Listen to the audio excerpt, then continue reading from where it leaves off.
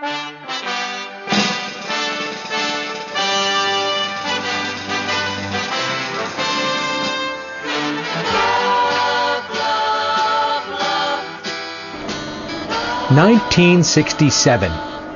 It was the summer of love. But on Ashland Avenue, it was the summer of waiting. Waiting for the little boy or girl who would complete the Huber family. On October 23rd, the wait was over. Patricia Catherine, or Patti Kate, came home to the house that Aunt Dot had scrubbed and repainted in less than a week. She was so perfect that Jack and Jane decided they could never do better, so they stopped. Yes, Patti was our little China doll, born with milky white skin and beautiful blue eyes. She was the missing piece to the Huber family puzzle. And Patti evened out the kid count, too. 3 boys and 2 girls. If that doesn't sound even to you, then you don't know these girls. It is a family time. It is a family time. Patti must have been a confused little girl her first years in the Huber household. 2 giants known as Mom and Dad lived there. 2 half-giants known as Jack and Dan were there too. But thankfully, there were 2 that were closer to her size, Eddie and Janie. Poor Patti had no idea what she was in for. Eddie and Janie were not bad kids. They were, how should we say this, full of vim and vinegar. And Patti was the new kid, who laughed and cried and ate and pooped. And they gave her a lot of attention, whether she wanted it or not. Hey, wait a minute. I should tell this story. After all, this is my generation. Hey, what's happening here? Am I getting taken out or what? What a revolting development. Here she goes. Oh, shit. Look out now. Now, where were we? Oh, yes. Both Eddie and I were thrilled that Patti came along. Especially me, who was never comfortable being the baby of the family. So, when Patti came along, my status as the baby changed. I became the big sister. The big sister will always be bigger and stronger than the baby sister, right? Well, that was the theory I went with anyway. See how things really turn out? With all this attention, you couldn't blame Patti for being Mommy's shadow. If you wanted to find Patti, you just had to look for Mommy, and there she was. Through her early years, she would do anything to spend time by Mommy's side, even help clean the house. Can you imagine? Well, Eddie and I could not, so we got out of Dodge, spending most of our playtime outdoors. In fact, Daddy isn't joking when he says that he punished Eddie and me by keeping us in, and when Patti was bad, she got put out. But really, Ed, how often was Patti bad?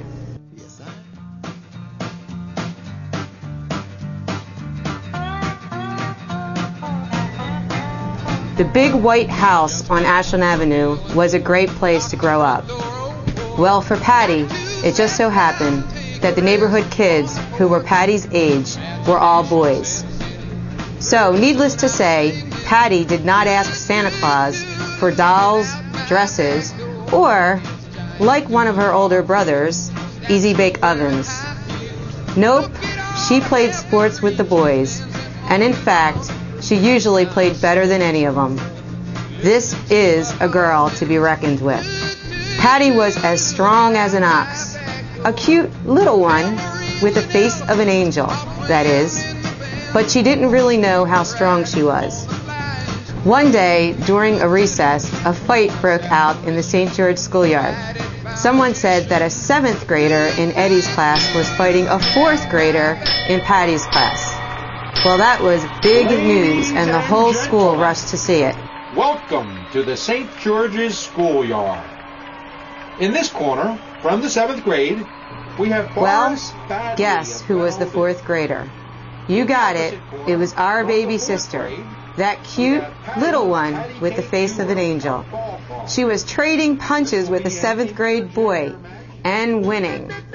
Yep, Patti was tough when she needed to be, but her one quality that either melted your heart or had your imagination running overtime was that she was pretty gullible. Most people saw this as an endearing quality.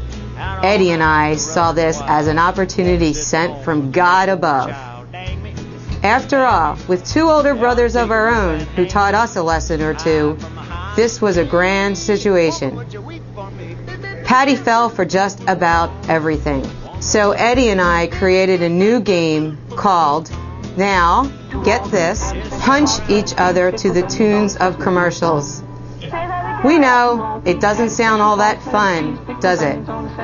Rule number 1, Patti always gets punched first. Rule number 2, game over after Patti's turn. Okay, we could be mean, but just for the record, guess what game Patti wanted to play the very next day? So you can probably imagine all the stored up energy Patti had. So she took out her revenge on opposing pitchers in softball. First, she smacked them around in Fallcroft, and then in high school all over the Catholic League. Patti could hit the ball a mile. I think because of Patti, they raised the fence in Rutledge to protect the neighborhood homes. Anyway, Patti and I played on some of the same teams, and let's just say, as far as the hitting thing, I was a very competent fielder. Okay, Patti, I know, revenge is sweet. From a distance, the world looks blue and green, and the snow-capped mountains white. From a distance, the ocean meets the stream, and the eagle takes to flight. From a distance, there is harmony. As Patti got older, her determination rose to the forefront. She started out her early adult years contemplating a career as a flight attendant. Mom saw danger in all that flying. Dad, of course, saw free flights to Ireland. Thankfully, Patti had another calling that really fit her personality and natural ability to care for people: nursing. She kept with this aspiration and worked hard, never letting anything get the best of her. By the way, Eddie and I like to think that punching game taught her to never give up. That's our story, and we're sticking to it. Okay, back to Patti. We all know Patti is a fantastic nurse. We heard it from 3 very reliable and maybe even little critical people: Gran, Aunt Jane, and Aunt Dot. But believe it or not, nursing wasn't Patti's biggest dream to come true.